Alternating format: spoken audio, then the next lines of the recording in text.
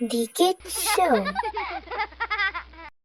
முன்னொரு காலத்தில் ஒரு அழகிய கிராமத்தில் சிட்டு என்ற சிறு குருவி வாழ்ந்து வந்தது.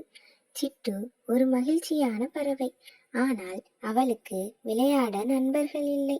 அவள் கிராமத்தை சுற்றி பறந்து பேசுவதற்கு யாரையாவது தேடுவாள். ஆனால் மற்ற பறவைகள் தங்கள் சொந்த வாழ்க்கையில் மிகவும் பிஸியாக இருந்தன.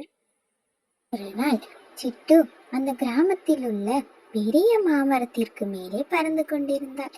அந்த மாமரமும் தனிமையில் தவித்திருந்தது. ஏனென்றால் அந்த மாமரத்தின் நிழலையும் அதன் பழங்களையும் அனுபவிப்பதற்காக மட்டுமே அங்கு அனைவரும் வருவார்கள். ஆனால் யாரும் அந்த மாமரத்துடன் பேசவோ விளையாடவோ இல்லை.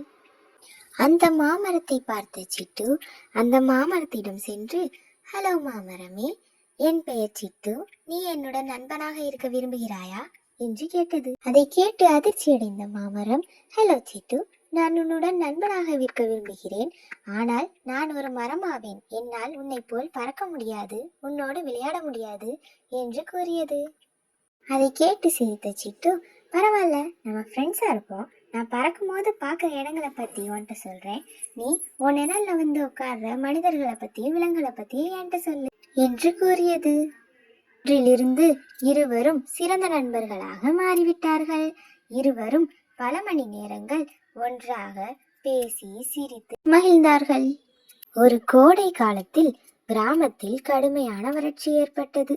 ஒரு காலத்தில் பசுமையாக இருந்த வயல்வெளிகள் பழுப்பு நிறமாக மாறியது. ஆறுகள் வறண்டு விட்டது. கிராம மக்கள் கவலையடைந்தார்கள். விலங்குகளும் பறவைகளும் தண்ணீரும் உணவும் இல்லாமல் கஷ்டப்பட்டார்கள். சிட்டுவும் தண்ணீரும் இல்லாமல் உணவும் இல்லாமல் தவித்தது. இந்த வறட்சியையும் பொருட்படுத்தாமல் மாமரம் உயர்ந்து பலமாக நின்றது. அதன் ஆழமான வேர்கள் பூமிக்கு அடியில் இருந்து தண்ணீரை எடுத்துக்கொண்டது.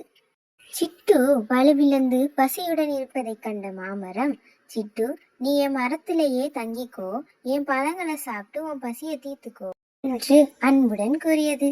மாமரம் கூறியதை கேட்டு மகிழ்ந்த சிட்டு மாமரம் சொன்னபடியே செய்தது.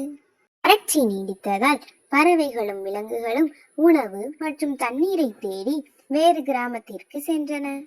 ஆனால் சிட்டு தன் தோழியான மாமரத்துடனே தங்கினாள். இறுதியில் மீண்டும் மழை பெய்தது. கிராமம் செழித்தது. சிட்டுவும் மாமரமும் எப்போதையும் விட மகிழ்ச்சியாக இருந்தனர். கதையின் கருத்து: தேவைப்படும் நேரங்களிலும் கடினமான சூழ்நிலைகளிலும் ஒருவருக்கு ஒருவர் துணை நிற்பதே உண்மையான நட்பாகும்.